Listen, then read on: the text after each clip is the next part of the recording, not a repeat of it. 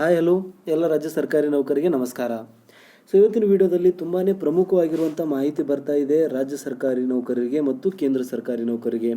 ಒಟ್ಟಾಗಿ ಯಾವುದೇ ಒಂದು ಸರ್ಕಾರಿ ನೌಕರಾಗಿದ್ದರೂ ಯಾರೆಲ್ಲ ಪೆನ್ಷನ್ ಪಡಿಬೇಕು ಅಂತ ಆಸೆ ಹೊಂದಿದ್ದೀರಾ, ಯಾರೆಲ್ಲ ನಿಮ್ಮ ಒಂದು ವೃದ್ಧಾಪ್ಯದಲ್ಲಿ ನಿಮಗೆ ಫಿಕ್ಸ್ಡ್ ಪೆನ್ಷನ್ ಬರಬೇಕು ಅಂತ ಆಸೆ ಇದೆ, ಅವರಿಗೆ ಒಂದು ಖುಷಿ ಸುದ್ದಿ ಬರ್ತಾ ಇದ್ದು BJP ಸರ್ಕಾರ ಕೇಂದ್ರ ಸರ್ಕಾರದ ಕಡೆಯಿಂದ ಒಂದು ಮಹತ್ವದ ಬೆಳವಣಿಗೆಯಾಗಿದೆ. ಅದರ ಬಗ್ಗೆ ಒಂದು ಕಂಪ್ಲೀಟ್ ರಿಪೋರ್ಟನ್ನು ದ ಹಿಂದೂಸ್ತಾನ್ ಬ್ಯೂರೋ ಈ ಒಂದು ಹಿಂದೂಸ್ತಾನ್ ಟೈಮ್ಸಲ್ಲಿ ಪ್ರಿಂಟ್ ಆಗಿರುವಂಥದ್ದು ನಾವು ನೋಡ್ತಾ ಇದ್ದೀವಿ. ಹಾಗಾಗಿ ಏನಿದೆ ಈ ನ್ಯೂಸು, ಯಾವ ರೀತಿಯಾಗಿ ಸರ್ಕಾರಿ ನೌಕರರಿಗೆ ಇದು ಒಂದು ದೊಡ್ಡ ಸಿಹಿ ಸುದ್ದಿ ಅಂತ ಹೇಳ್ಬೋದು. 7ನೇ ವೇತನ ಆಯೋಗ, DA ಹೆಚ್ಚಳ, ಇವುಗಳನ್ನು ಕಂಪೇರ್ ಮಾಡಿದ್ರೆ ಇದೊಂದು ಅತಿ ದೊಡ್ಡ ಸಿಹಿ ಸುದ್ದಿ ಅಂತಲೇ ಹೇಳ್ಬೋದು. ಏನಕ್ಕಂದರೆ ಈ ಒಂದು ಸುದ್ದಿಯಿಂದ ಸರ್ಕಾರಿ ನೌಕರರ ಒಂದು ಜೀವನ ಕಂಪ್ಲೀಟ್ ಆಗಿ ಚೇಂಜ್ ಆಗಲಿದೆ. ವೃದ್ಧಾಪ್ಯದಲ್ಲಿ ಯಾರಿಗೂ ಹಣ ಕೇಳುವಂಥ ಅವಶ್ಯಕತೆ ಇರೋದಿಲ್ಲ. ವೃದ್ಧಾಪ್ಯವನ್ನು ಕೂಡ ಸರ್ಕಾರಿ ನೌಕರರು ತುಂಬಾ ಒಂದು ಗೌರವಯುತವಾಗಿ ತಮ್ಮ ಒಂದು ಕೊನೆಯ ದಿನಗಳನ್ನು ಕಳೀಬೋದು. ತಮಗೆ ತಮ್ಮ ಒಂದು ಕೊನೆಯ ದಿನಗಳಲ್ಲಿ ಅತಿ ಹೆಚ್ಚಿನ ಸೌಲಭ್ಯಗಳು ಇಲ್ಲಿ ಸರ್ಕಾರದ ಕಡೆಯಿಂದ ಪೆನ್ಷನ್ ರೂಪದಲ್ಲಿ ಮತ್ತೆ ಜಾರಿ ಮಾಡಲು ಇಲ್ಲಿ ಸರ್ಕಾರ ಒಂದು ಸಮಿತಿಯನ್ನು ರಚನೆ ಮಾಡಿದೆ. ಹೌದು, ಸಮಿತಿಯನ್ನು ಕೇಂದ್ರ ಸರ್ಕಾರದ ಕಡೆಯಿಂದ ಆಲ್ರೆಡಿ ರಚನೆ ಮಾಡಿದೆ. NPS ನ್ಯೂ ಪೆನ್ಷನ್ ಸ್ಕೀಮ್ ಅಥವಾ ನೂತನ ಪಿಂಚಣಿ ಯೋಜನೆ ಏನಿದೆ ಇದರ ಮೇಲೆ ಮತ್ತೊಮ್ಮೆ ಚರ್ಚೆ ಮಾಡಬೇಕು. ಇದು ಸೂಕ್ತವಾಗಿರುವಂಥ ಒಂದು ಸಮಿತಿ ಇಲ್ಲ. ಇದರಿಂದ ಸರ್ಕಾರಿ ನೌಕರರಿಗೆ ಲಾಭ ಆಗ್ತಿಲ್ಲ. ಸರ್ಕಾರಿ ನೌಕರರ ಒಂದು ವೃದ್ಧಾಪ್ಯ ಜೀವನ ತುಂಬಾ ಕಷ್ಟಕರವಾಗ್ತಿದೆ ಅಂತ ತುಂಬ ಸೋಷಿಯಲ್ ಮೀಡಿಯಾಗಳು ಮತ್ತು ನ್ಯೂಸ್ ಪೇಪರ್ಸ್ಗಳಲ್ಲಿ ಕಂಪ್ಲೇಂಟ್ಸ್ಗಳು ಬರ್ತಾ ಇರೋದ್ರಿಂದ ಇಲ್ಲಿ ಸರ್ಕಾರ ಒಂದು ಸಮಿತಿಯನ್ನು ರಚನೆ ಮಾಡಿ NPS ಇದರಿಂದ ಆಗುವಂಥ ಲಾಭಗಳ ಬಗ್ಗೆ ಮತ್ತೊಮ್ಮೆ ಥಿಂಕ್ ಮಾಡಬೇಕು, ಅದರ ಮೇಲೆ ಇನ್ನೊಂದು ಚರ್ಚೆ ಆಗಬೇಕು ಅಂತ ಒಂದು ಕಮಿಟಿಯನ್ನು ರಚನೆ ಮಾಡಿರುವಂಥದ್ದು.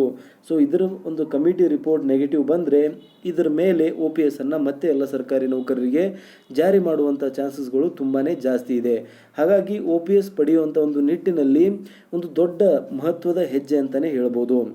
ಏನಿದೆ ಕಂಪ್ಲೀಟ್ ನ್ಯೂಸ್ ಅಂತ ನೋಡೋಣ. ಬಟ್ ಅದಕ್ಕಿಂತ ಮುಂಚೆ ಯಾರಾದರೂ ಚಾನಲ್ಗೆ ಸಬ್ಸ್ಕ್ರೈಬ್ ಆಗಿಲ್ಲ ಅಂದರೆ ದಯವಿಟ್ಟು ಸಬ್ಸ್ಕ್ರೈಬ್ ಮಾಡ್ಕೊಳ್ಳಿ. ನಾವು ಸರ್ಕಾರಿ ನೌಕರರಿಗೆ ಉಪಯುಕ್ತವಾಗುವಂಥ ಮಾಹಿತಿಯನ್ನು ಡೇ ಟು ಡೇ ಕೊಡ್ತಾ ಇರ್ತೀವಿ. ಆಲ್ರೈಟ್, ಇಲ್ಲಿ ನೋಡ್ತಾ ಇರುವಂಥದ್ದು ಶೀರ್ಷಿಕೆಯಲ್ಲಿ ಬರೆದಿದ್ದಾರೆ, committee form for rethink on NPS for government employees ಅಂತ. ಒಂದು ಕಮಿಟಿಯನ್ನು ರಚನೆ ಮಾಡಲಾಗಿದೆ NPS ಈ ಒಂದು ಯೋಜನೆಯ ಬಗ್ಗೆ ಚರ್ಚೆ ನಡೆಸಲು ಮತ್ತೆ ಅದರ ಮೇಲೆ ಇನ್ನೊಮ್ಮೆ ವಿಚಾರ ಮಾಡಲು. ಹೇಳ್ತಾ ಹೋಗ್ತಾರೆ, the finance minister on Thursday notified the formation of a committee to review the pension system for government employees as announced by the finance minister Nirmala Sitharaman in parliament while moving amendments to the finance bill of 2023. ನಿನ್ನೆ ತಾನೇ ನಡೆದಿರುವಂಥ ಸಭೆಯಲ್ಲಿ finance minister Nirmala Sitharaman ಅವರು ಒಂದು ಸಮಿತಿಯನ್ನು ರಚನೆ ಮಾಡೋಕೆ ಆದೇಶವನ್ನು release ಮಾಡಿದ್ದಾರೆ. Some states ruled by parties other than BJP have announced a switch over for employees covered by the National Pension Scheme to the old pension scheme that assured 50% of last drawn salaries as pension.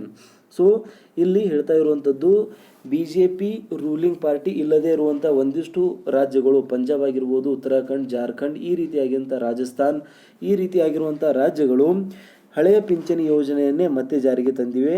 ನೂತನ ಪಿಂಚಣಿ ಯೋಜನೆ NPS ಅನ್ನು ಕೈ ಬಿಟ್ಟಿರುವಂಥದ್ದು.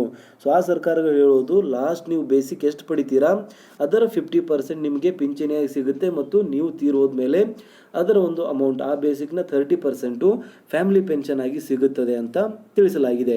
ಇದು old pension ಸ್ಕೀಮಲ್ಲಿರುವಂಥದ್ದು same. Okay, ಇದಾದಮೇಲೆ while states such as Maharashtra where the BJP is part of the ruling alliance are mulling the same ಅಂತ. ಮಹಾರಾಷ್ಟ್ರದಲ್ಲೂ ಕೂಡ ರೀಸೆಂಟಾಗಿ ತುಂಬಾ ಸ್ಟ್ರೈಕ್ಸ್ಗಳು ಮಾಡಲಾಯಿತು ಹಳೆಯ ಪಿಂಚಣಿ ಯೋಜನೆಯನ್ನು ನೀಡಬೇಕು ಅಂತ. ಅದಾದಮೇಲೆ ನೆಕ್ಸ್ಟ್ ಹೇಳ್ತಾ ಹೋಗ್ತಾರೆ, The order does not specify a deadline for the panel, which Ms. Sitaraman had said was being formed as a representation have been received that the NPS for government employees needs to be improved.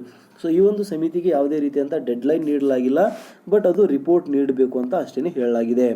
ಅದಾದಮೇಲೆ next ಹೇಳ್ತಾರೆ, told the Lok Sabha on March 24 that the approach developed by the committee would apply to the center as well as the states ಅಂತ. ಇದು ಪ್ರಮುಖವಾಗಿರುವಂಥ ಒಂದು point ಅವ್ರು ಹೇಳ್ತಾರೆ. ಈ ಒಂದು ಸಮಿತಿ ಯಾವ ಒಂದು ರಿಪೋರ್ಟ್ ನೀಡುತ್ತೆ ಆ ಒಂದು ರಿಪೋರ್ಟು ಕೇಂದ್ರ ಸರ್ಕಾರಿ ನೌಕರಿಗೂ ಕೂಡ ಅಪ್ಲೈ ಆಗುತ್ತೆ, ಅದೇ ರೀತಿಯಾಗಿ ರಾಜ್ಯ ಸರ್ಕಾರಿ ನೌಕರಿಗೆ ಕೂಡ ಅಪ್ಲೈ ಆಗುತ್ತದೆ ಅಂತ. ಇದು ಒಂದು ಬಹುದೊಡ್ಡ ಪಾಯಿಂಟ್ ಅಂತಲೇ ಹೇಳ್ಬೋದು. ಏನಕ್ಕಂದರೆ ಆ ಒಂದು ಸಮಿತಿ ಜಸ್ಟ್ ರಾಜ್ಯ ಸರ್ಕಾರಿ ನೌಕರಿಗೆ ಅಥವಾ ಕೇಂದ್ರಕ್ಕೆ ಅಪ್ಲೈ ಆಗ್ತಾ ಇಲ್ಲ, ಅದು ರಾಜ್ಯ ಸರ್ಕಾರಿ ನೌಕರಿಗೂ ಕೂಡ ಇಲ್ಲಿ ಅಪ್ಲೈ ಆಗುತ್ತದೆ ಅಂತ ಹೇಳ್ತಿದ್ದಾರೆ. ಅದಾದಮೇಲೆ ನೆಕ್ಸ್ಟ್ ನೋಡಿ, Somnathan at helm ಅಂತ.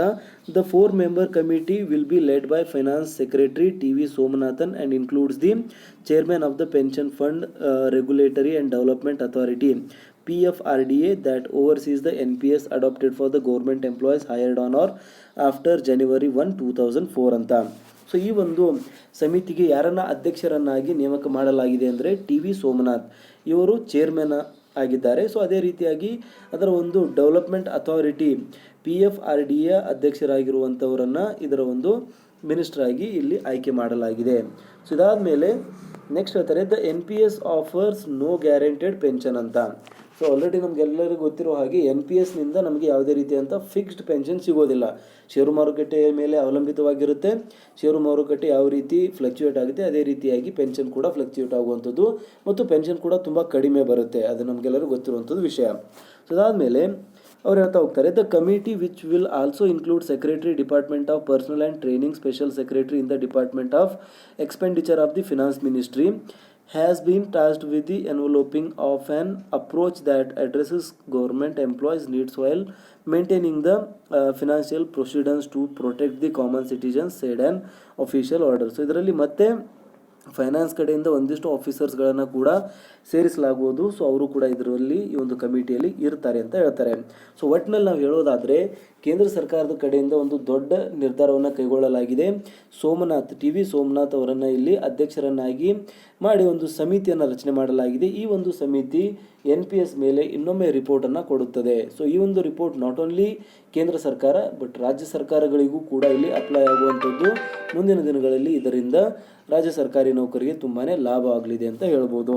ಸೊ ಎಲ್ಲರೂ ಬಯಸೋ ಹಾಗೆ ನಾವು ಕೂಡ ಈ ಒಂದು ನಮ್ಮ ನಾಡಿನ ಸಮಸ್ತ ಸರ್ಕಾರಿ ನೌಕರರ ಪರವಾಗಿ ಬಯಸ್ತಾ ಇರುವಂಥದ್ದು ಎಲ್ಲ ಒಂದು ರಾಜ್ಯ ಸರ್ಕಾರಿ ನೌಕರರಿಗೆ ಆದಷ್ಟು ಬೇಗ ಹಳೆಯ ಪಿಂಚಣಿ ಯೋಜನೆ ಸಿಗಲಿ ಅನ್ನೋದೇ ನಮ್ಮ ಒಂದು ಆಶಯವಾಗಿದೆ. ಸೊ ಇದಿಷ್ಟಾಗಿತ್ತು ಇವತ್ತಿನ ವಿಡಿಯೋದಲ್ಲಿ. ವಿಡಿಯೋ ಒಳಗಿನ ಖಂಡಿತವಾಗೂ ಲೈಕ್ ಮಾಡಿ. ನಿಮಗೆ ಅನಿಸುತ್ತೆ ಯಾವಾಗಿಂದ ನಮಗೆ ಪಿಂಚಣಿ ಸಿಗ್ಬೋದು ಅಂತ ದಯವಿಟ್ಟು ಕಮೆಂಟ್ಸಲ್ಲಿ ತಿಳಿಸಿ. ಸಿಗೋಣ ನೆಕ್ಸ್ಟ್ ವಿಡಿಯೋದಲ್ಲಿ. ಜೈ ಹಿಂದ್, ಜೈ ಕರ್ನಾಟಕ. ಚಾನಲ್ನ ಸಬ್ಸ್ಕ್ರೈಬ್ ಮಾಡೋ ಮುಖಾಂತರ ದಯವಿಟ್ಟು ನಮ್ಮನ್ನು ಸಪೋರ್ಟ್ ಮಾಡುವಂಥ ಕೆಲಸ ಮಾಡಿ. ಇದೇ ರೀತಿಯಾದಂಥ ಇನ್ಫಾರ್ಮೇಷನ್ನ ನಾವು ಕೊಡ್ತಾ ಇರ್ತೀವಿ.